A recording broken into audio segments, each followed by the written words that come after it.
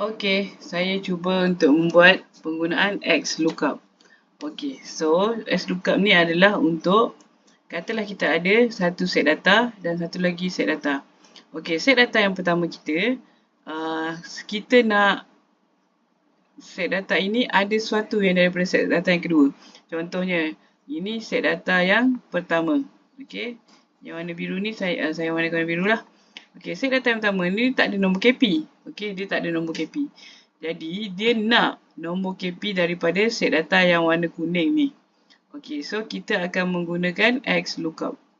So, ini formula saya, XLOOKUP. Okey, di mana first kali dia akan tengok kolom A2 ni.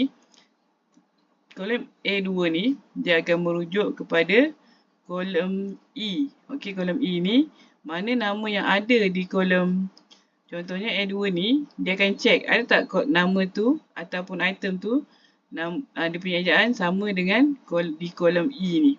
Okey, jika ada, dia akan dapatkan yang di kolom F.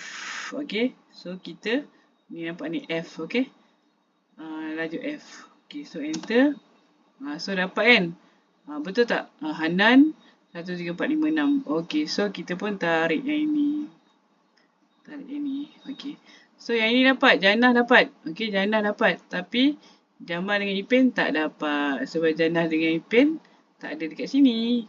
Okey, so itulah cara menggunakan XLOOKUP. Sekian, terima kasih.